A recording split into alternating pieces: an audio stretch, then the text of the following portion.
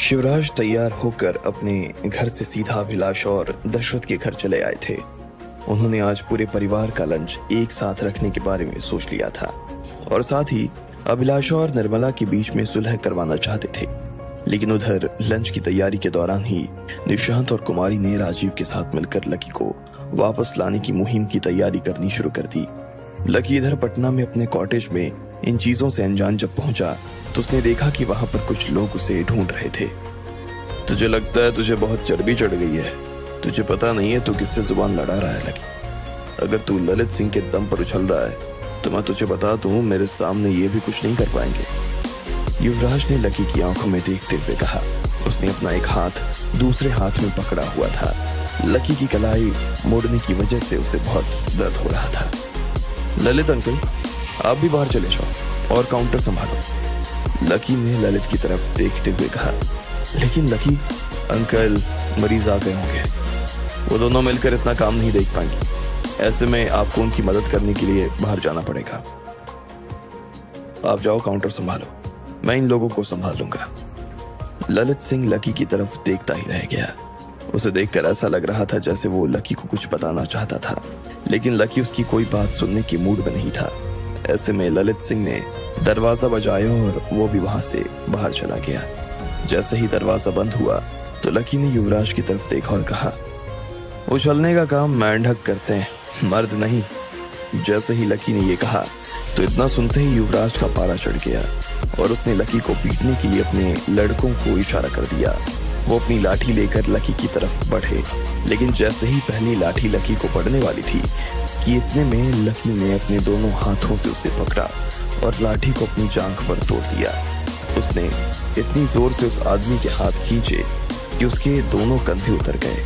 उन लोगों ने गलत वक्त पर गलत आदमी से पंगा ले लिया था और इस चीज का पता उन्हें अब और ज्यादा चल रहा था। जब लकी बिना देखे उनकी धुनाई किए जा रहा था, वो किसी को भी नहीं छोड़ रहा था।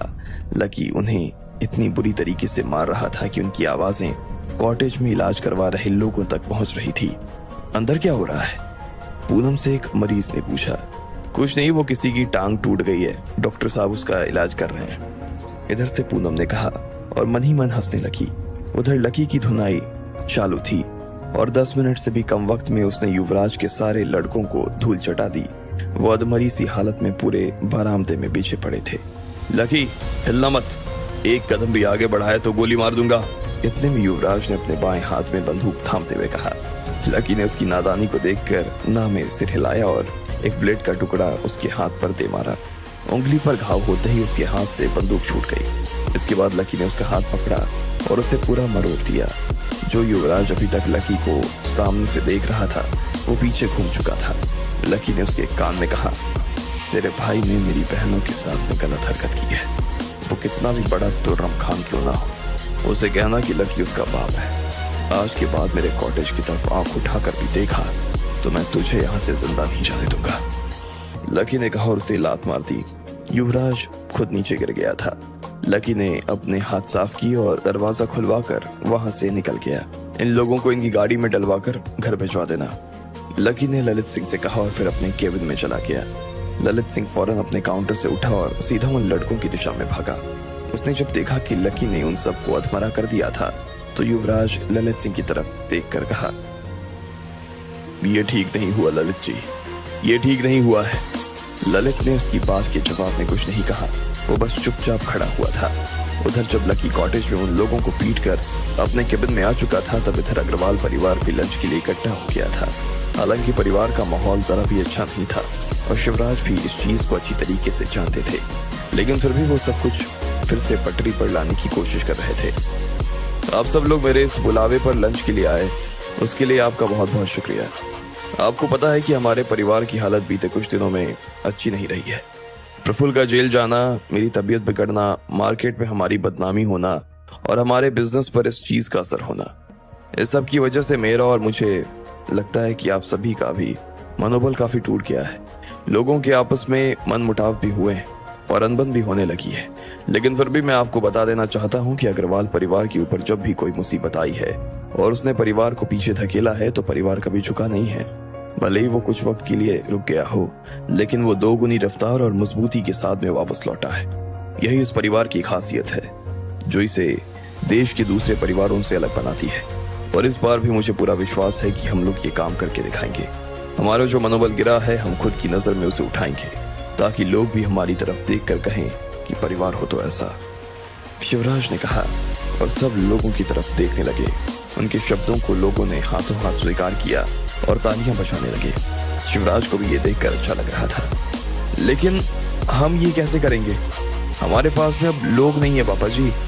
इतने में शिवराज के एक बेटे ने उनसे पूछा। अगर देखा जाए तो हमारे परिवार से सिर्फ 2 ही लोग गए हैं, पहला लकी और दूसरा प्रफुल्ल। मैं मानता हूँ कि आने वाले वक्त में ये हमारे परिवार के आधार स्तंभ साबित होने वाले थे, लेकिन किस्मत के आगे किसी की नहीं चलती। प्रफुल्ल के मामले में मैं कोशिश करूंगा कि हम फिर से मामले को सुप्रीम कोर्ट में चैलेंज करें और उसे जल्द से जल्द वापस लेकर आएं, लेकिन वो एक लंबी प्रक्रिया है और हम उसके भरोसे बैठकर अपना वक्त बर्बाद नहीं कर सकते। इसलिए जिस तरह से हमने लकी के ना होने की आदत डाल ली है, उसी तरह से कुछ वक्त के लिए हमें प्रफुल्ल के भी ना। इससे पहले कि शिवराज अपनी बात खत्म कर पाते, पीछे से राजीव की आवाज आई। माफ करना पापा, लेकिन लकी के ना होने की आदत हमें नहीं हुई है। जैसे ही राजीव ने यह कहा तो सब लोगों की आंखें आश्चर्य के मारे बड़ी हो गई। वो सभी एक दूसरे की तरफ देख रहे थे। शिवराज खुद भी राजीव की तरफ बड़ी बड़ी आंखों से देख रहे थे। इससे पहले कि वो अपनी तरफ से कुछ कह पाते, राजीव ने आगे कहा, अगर लकी नहीं होता तो बहुत सारी चीजें नहीं होती पापा। वैसे तो मुझे बताने की कोई जरूरत नहीं है, आप सभी लोगों को पहले से पता है, लेकिन फिर भी मैं सिर्फ एक चीज बताना चाहूंगा। अगर लकी नहीं होता ना पापा, तो आप नहीं होते, और अगर आप नहीं होते तो आज ये परिवार भी नहीं होता। राजीव ने कहा और सब लोगों के चेहरे देखने लगा। सब लोगों के मुंह खुले के खुले रह गए थे और किसी की कुछ कहने की हिम्मत नहीं हो रही थी। खुद शिवराज भी अपने आप को उलझा हुआ पा रहे थे। इसलिए हमें ये नहीं कहना चाहिए कि हमें उसके ना होने की आदत हो गई है। मेरा तो ये मानना है कि इस वक्त हम जो फिर से उठ खड़े होने का सपना देख रहे हैं, उसके लिए लकी की सबसे ज्यादा जरूरत है। बिना कप्तान के कोई काम नहीं हो सकता, और उससे अच्छा कोई कप्तान हमारे लिए इस वक्त नहीं हो सकता। इसलिए मैं तो यही कहना चाहूंगा, bring lucky back, bring lucky back, bring lucky back, bring lucky back, bring lucky back.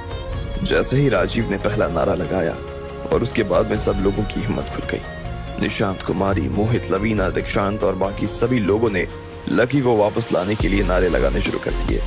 Shivraj को सिर्फ राजीव की बात सुनकर इतनी हैरत नहीं हुई थी जितनी उसे इन सभी लोगों की भी उसके साथ नारे लगाते हुए देखकर हो रही थी। उन्होंने लंच किसी और चीज के लिए करवाया था और यहाँ तो मामला ही कुछ और हो गया था। वो सक पका गए और काशीनाथ की तरफ देखने लगे। काशीनाथ के चेहरे पर कोई भाव नहीं थे। उस नारेबाजी के बीच में जहाँ अभिलाष और दशरथ का चेहरा खिल उठा था, तो वहीं निर्मला और कमल के चेहरे पर उनकी चिढ़ साफ नजर आ रही थी। नारेबाजी थमने का नाम ही नहीं ले रही थी। सभी अपनी पुरजोर आवाज में लकी को वापस बुलाने के लिए चिल्लाए जा रहे थे। शांत हो जाओ, शांत हो जाओ सबके सब। इतने में शिवराज अपनी जगह से खड़े हुए और अपने दोनों हाथ उठाते हुए कहा। उनके कहने के 2 मिनट बाद राजीव ने सब लोगों को शांत करवा दिया। इसके बाद शिवराज ने अपना गला साफ किया और कहा, ये सब नारेबाजी ठीक नहीं। तुम लोगों को मालूम है कि लकी कभी इस घर में वापस नहीं आ सकता। इस घर के नियम कहते हैं कि एक बार जिसे निकाल दिया गया वो कभी वापस नहीं आ सकता। ये हमें पता है पापा, राजीव ने कहा और शिवराज की बात को बीच में ही काटते हुए कहा और फिर आगे बोला, लेकिन अगर कायदे से देखा जाए तो नियम तो आपने भी तोड़ा है। ये सुनते ही शिवराज और बाकी लोगों के कान खड़े हो गए। राजीव उसके ऊपर ये कैसा इल्जाम लगा रहा था? जो आदमी खुद नियमों का रखवाला था, वो इस घर के नियम कैसे तोड़ सकता था? कैसे? शिवराज ने शांति से पूछा। अगर आपको पता था कि लकी इस घर का कुछ नहीं लगता, तो फिर आपने लकी का दिया हुआ इलाज क्यों लिया? उसने आपको इस वजह से नहीं बचाया कि वो एक डॉक्टर है और आप मरीज हैं। उसने यही कहकर आपको बचाया कि आप उसके दादू हैं और वो अपने दादू के लिए कुछ भी कर सकता है। इसके अलावा उसने आपकी बहू अभिलाषा को भी आप ही के घर के हॉस्पिटल में आकर बचाया, तब भी आपने उसे नहीं रोका।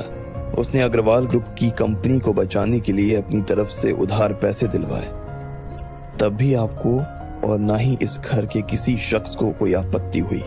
कल हॉस्पिटल में चिल्ला रहे थे कि तूने मेरा घर तोड़ दिया, बर्बाद कर दिया, वगैरह वगैरह। अगर लकी की जगह कोई और होता ना, तो क्या आप उससे भी यही कहते? आप कानून के रास्ते लड़ना पसंद करते, लेकिन कहीं ना कहीं अपने दिल में आप भी यही बात मानते हैं कि लकी हमारे परिवार का हिस्सा है और आप उससे सिर्फ नाराज हैं, आप उसे भूल नहीं सके। राजीव ने अपनी बात खत्म की और शिवराज की तरफ देखकर मुस्कुराने लगा। शिवराज इस बात का जवाब देने के लिए बगले झांक रहे थे। हकीकत में उनके पास इस बात का कोई जवाब नहीं था। उधर अभिलाषा और दर्शक भी इस बात को सुनकर काफी खुश हो गए। इससे पहले कि शिवराज आगे कुछ कहते, अभिलाषा अपनी जगह से खड़ी हुई और बोली, पापा जी, राजीव भैया सही कह रहे हैं। कानून तो आपने तोड़ा है और कानून मैंने भी तोड़ा है।